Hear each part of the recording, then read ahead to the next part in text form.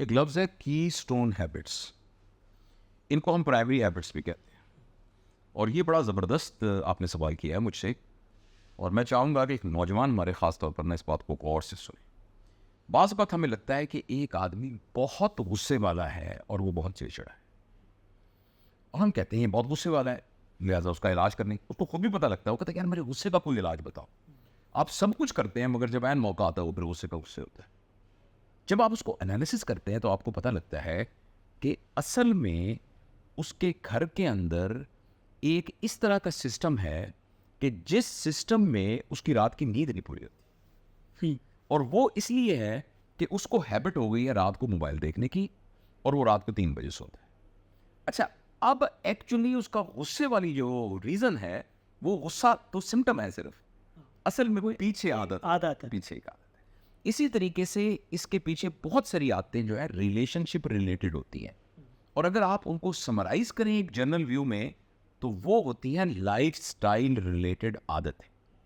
जिस शख्स ने कोई भी नई हैबिट इख्तियार करनी है, तो ये बिल्कुल मुसल्लमा हकीकत है कि वो हैबिट अगर इख्तियार करेगा और वो एग्जिबिट भी कर देगा, तो वो ड्रामा होगा, वो आर्जी होगी, जब तक कि उसके बैक एंड के अंदर वो अपना लाइफस्टाइल चेंज नहीं करेगा। तो लिहाजा ये जो की स्टोन हैबिट का कॉन्सेप्ट है वो ये है कि हम जब भी कुछ ऐसा कर रहे हो, या हमारे प्यारे जो इर्द गिर्द हैं, हमारे सबॉर्डिनेट्स, हमारे बॉसेस, हमारे फैमिली, हमारे स्पाउस, हमारे बच्चे, हमारे स्टूडेंट्स, जब भी हम देखें कि हमारे इर्द गिर्द हमारे प्यार करने वाले वो सारे के सारे को ऐसी बात कर रहे हैं कि हमें बहुत परेशानी है कि हमसे उनकी ज़िंदगी मुतासिर हो रही है, या अपने आप को भी शीशे में हम देखें और देखें कि मैं कोई ऐसी हरकत कर रहा हूँ कि मेरी मर्जी के बावजूद मैं उसको हटा नहीं सकता, तो अब आराम से बैठ के, जैसे आप डाटा साइंटिस्ट हैं, तो आप उसका डाटा एनालिसिस करें सुकून से बैठ सबको, और देखें कि इसके पीछे रूट।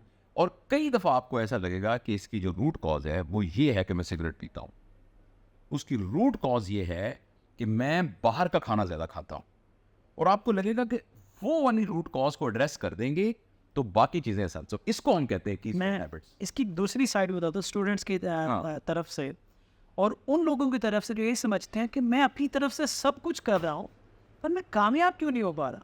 मतलब क्या है ऐसा, मुझे लोग कहते हैं, सवाल करते हैं कि सर मैं 4 महीने से प्रोग्रामिंग सीख रहा हूँ, बड़ी कोशिश की है, मैं कहीं सेलेक्ट नहीं हो रहा, मुझे प्रोग्रामिंग नहीं आ रही, मैं इतने अरसे से डिज़ाइनिंग कर रहा हूँ, मैं फिर भी कामयाब नहीं हो रहा, मैं कंपनी चलाने की कोशिश कर रहा हूँ, मैं कामयाब नहीं हो रहा।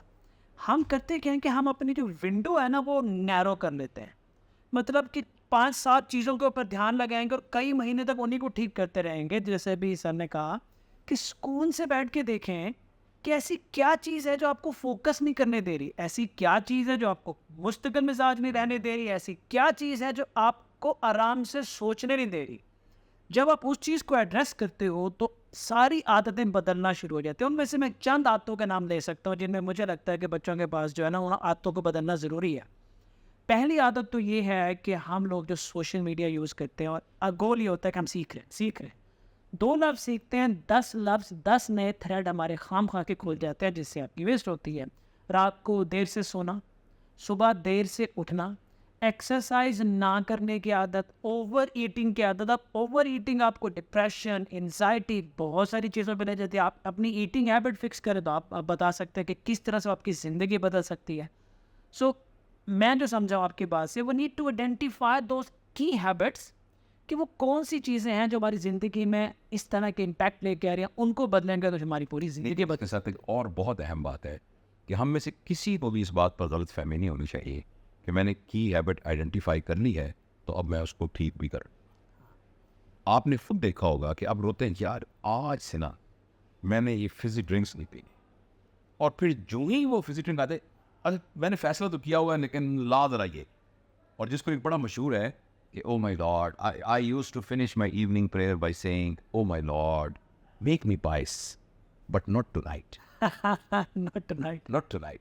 तो लिहाजा एक की सब्जेक्ट है कि जिसको भी आप आइडेंटिफाई करें कि आपकी ये बुरी आदत है, उसको बदलने की कोशिश आपने कल से नहीं करनी, आज से भी नहीं करनी, अभी से करनी है। If you start doing it today तो फिर बदल सकती है, वरना कई ऐसी आते हैं कि बंदा सोचता रहता है यार पता नहीं मेरी उम्र 30 साल हो गई यार मैंने ये किया ही क्यों नहीं, ये इतनी सादा सी बात। आज का काम कल पे छोड़ना भी तो एक आदत है। हाँ, तो ये तो प्रोक्रास्टिनेशन कहते हैं। आप इसको फिक्स कर लें, आप फिक्स इसको इधर करेंगे, एंटरप्रेन्योरियल लेवल पे आपकी जिंदगी फिक्स हो जाएगी। आज का काम मैं वैसे अपने एक बुजुर्ग की बात आपको सुनाना चाहता हूँ, ये बड़ी अहम, मैं खाली आखिरी बात होगी हमारी इस गुफ्तगू में, कि आपको कोई भी शख्स नाकाम नज़र नहीं आएगा जिसके अंदर ये आते हों। वो सुबह जल्दी उठता है। नंबर 2, वो सुबह उठ के फौरन फिर सोता नहीं है ना, यानी सुबह उठता है, बाज़ लोग उठते हैं 3-4 नमाज पढ़ी फिर सो गए, सुबह जल्दी उठता है और सुबह उठ के फिर सोता नहीं। नंबर 2, जो रोज़ाना एक्सरसाइज करता है। और नंबर 3, जो झूठ नहीं बोलता। ये 3 अगर आप समझे ना तो ये मदर ऑफ की हैबिट्स हैं।